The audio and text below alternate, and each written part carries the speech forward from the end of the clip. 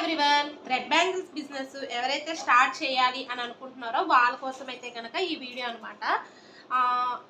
అసలు ఆ thread bangles business start చేయడానికి కావాల్సినవి ఏంటంటే ఫస్ట్ బ్యాంగిల్స్ అనేవి చాలా నీట్గా చేయడం నేర్చుకోవాలి. ఎందుకు చెప్తున్నానంటే ఇప్పుడు మనం నీట్గా నేర్చుకోకుండానే ఆర్డర్స్ అనేవి తీసుకున్నాం అనుకోండి, ఒక్కసారి వచ్చిన కస్టమర్ మరొకసారి రారనమాట.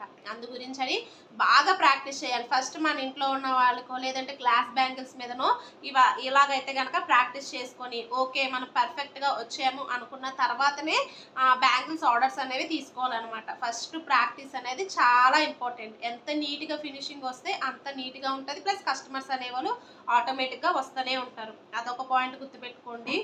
అలాగే సెకండ్ వచ్చేటప్పటికి ఆర్డర్స్ ఎలా వస్తాయంటే త్రూ వాట్సాప్ ద్వారా లేదా ఇన్స్టా యూట్యూబ్ పేజ్లు క్రియేట్ చేసుకుంటే వాటి ద్వారా వస్తాయి.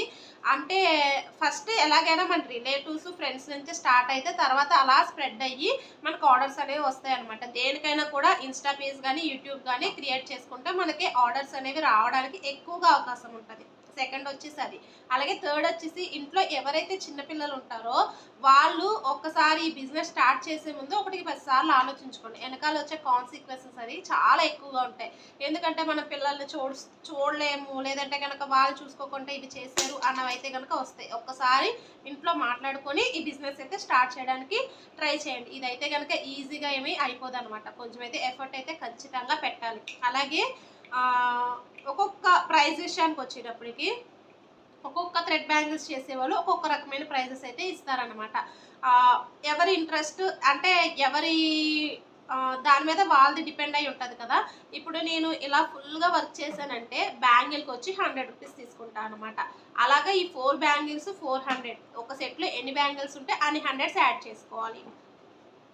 అలాగే ఒక సెట్లో ఎన్ని బ్యాంగిల్స్ ఉంటే అన్ని బ్యాంగిల్స్కి అయితే కనుక అన్ని 100s. అలాగే ఇవి ఉంటాయి కదా, వీటి ఒక్కొక్కరికి ఒక్కొక్క రేట్ అయితే కనుక తీసుకుంటారనమాట. ఈ 2 బ్యాంగిల్స్ ఒక్కొక్క బ్యాంగిల్కి 50 రూపీస్ అయితే తీసుకుంటాయి. ఎందుకంటే కుందన్స్ ప్లస్ నాకు బ్యాంగిల్కి కానీ థ్రెడ్కి కానీ ఇది నేను తీసుకునేది. అలాగే ఇంకా తక్కువగా కుందన్స్ అంటించుంటే 2 బ్యాంగిల్స్ వచ్చేసి 50 రూపీస్ అన్నట్టు అలా తీసుకుంటా. ఇవి నా ప్రైజెస్. వేరే వాళ్ళు వేరే రకంగా తీసుకుంటారు. కొంతమంది ఇవి 400 కాకుండా ఇంకా ఎక్కువ రేటుకి తీసుకునే వాళ్ళు ఉంటారు, తక్కువ రేటుకి కూడా తీసుకునే వాళ్ళు ఉంటారు. ఎవరి ఇంట్రెస్ట్ వాళ్ళదనమాట. అలాగే ఇవి ఉన్నాయి కదా, ఈ 2 బ్యాంగిల్స్ వచ్చేసి నేనైతే 150 రూపీస్ అయితే ఛార్జ్ చేస్తా.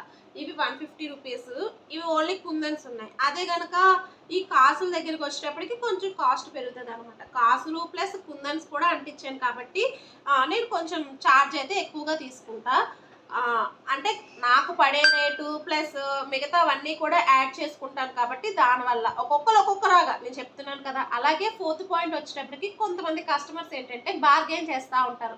అది మనకు ఓకే, వాళ్ళ ద్వారా నెక్స్ట్ ఇంకా ఆర్డర్స్ వస్తాయి అనిపించుకుంటే కనుక ఇచ్చుకోండి. మరీ తక్కువకైతే ఇవ్వద్దు. ఇప్పుడు నేను ఇందాక 4 బ్యాంగిల్స్ చూపించాను కదా, ఈ 4 బ్యాంగిల్స్ 400 పడుతుంది. వాళ్ళు 350కో లేదంటే 300కో అడిగారు అనుకో, మనకి నచ్చితే మనం చేయగలము అని అనుకుంటే ఇంకా ఆర్డర్స్ వాళ్ళ త్రూ వస్తాయి అని అనుకుంటే కనుక చెయ్యొచ్చు, తప్పలేదు. ఎందుకంటే ఆర్డర్ని ఎందుకు మిస్యూజ్ చేసుకోవాలి అన్నది నా పాయింట్ అనమాట. అలాగా తీసుకోవచ్చు. ఒక్కసారి కనుక మనం బ్యాంగిల్స్ చేసి ఒకరికి ఇచ్చామంటే నెక్స్ట్ టైం వాళ్ళ త్రూ ఆర్డర్స్ వచ్చేటట్టు అయితే కనుక ఖచ్చితంగా చేసుకోవాలన్నమాట. అదైతే నేను ఖచ్చితంగా చెప్తా. కొంతమంది ఏంటంటే రాని వాళ్ళు కూడా ఫేక్ పేజెస్ చాలా ఉంటాయి. ఫేక్ పేజెస్ లేదంటే జెన్యూన్ పేజెస్ అని చూసుకొని మీరైతే కనుక ఆర్డర్స్ ప్లేస్ చేసుకోవాలి. ఎవరైతే కస్టమర్స్ ఉన్నారో వాళ్ళు. అది కూడా బాగా ఖచ్చితంగా అయితే కనుక గుర్తుపెట్టుకోండి. జెన్యూన్ పేజ్నే ట్రస్ట్ చేయండి. ఇదైతే కనుక చెప్పాలి. పేజెస్ అనేవి జెన్యూనో కాదో చూసుకోవాలి.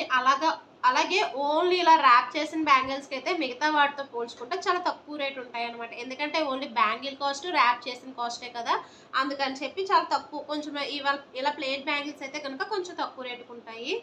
అలాగే ఎవరైతే థ్రెడ్ బ్యాంగిల్స్ చేస్తున్నారో వాళ్ళు ఏంటంటే ఒక్కొక్కరు బ్యాంగిల్స్ చేసే వాళ్ళ దగ్గర ఒక్కొక్కటి అయితే కనుక క్లిక్ అవుతాయి అనమాట. నా దగ్గర అయితే కనుక ఇలా ఈ సెట్స్ ఉన్నాయి కదా, ఈ సెట్ ఆఫ్ బ్యాంగిల్స్ ఉంటాయి కదా, ఇవాళ బాక్సెస్ అయితే కనుక చాలా వరకు నేను చాలా చేసి ఉంటాను ఇప్పటికి.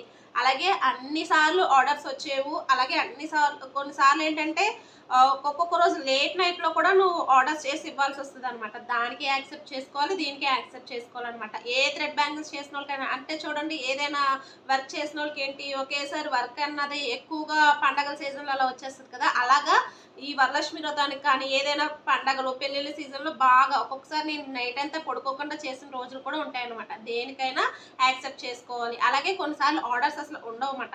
లేనప్పుడు ఇదవ్వకుండా ఉన్నప్పుడు ఎక్కువగా ఉన్నాయని సంబరపడిపోకుండా కూడా చేసుకోవాలి.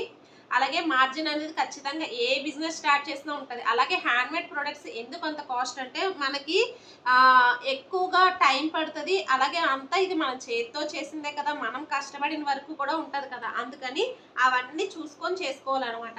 ఎప్పుడైనా కూడా థ్రెడ్ బ్యాంగిల్స్ బిజినెస్ స్టార్ట్ చేయాలి అని అనుకుంటే ఇవన్నీ అయితే గనక దృష్టిలో పెట్టుకోండి. అలాగే ఇంకా మీకేమైనా డౌట్స్ ఉంటే గనక నాకైతే కామెంట్ బాక్స్‌లో కామెంట్ చేయండి. నేనైతే ఖచ్చితంగా రిప్లై ఇవ్వడమో లేదంటే గనక ఇంకొక వీడియో అయితే గనక చేసి పెట్టడమో అయితే చేస్తాను. వీడియో నచ్చితే గనక లైక్ చేయండి, షేర్ చేయండి. ఇంకా ఒకవేళ బ్యాంగిల్స్ కనుక మీకు కావాలి అని అనుకుంటే గనక నాకు కామెంట్ చేయండి. లేదంటే గనక నేను నెంబర్ ప్రతి వీడియోలోను డిస్ప్లే చేస్తున్నాను. ఆ నెంబర్‌కైనా కూడా నాకు వాట్సాప్ చేయొచ్చు. Thank you. ఇలాంటి మరిన్ని వీడియోస్ కోసం నా ఛానల్‌ని సబ్స్క్రైబ్ చేసుకోండి. థాంక్స్.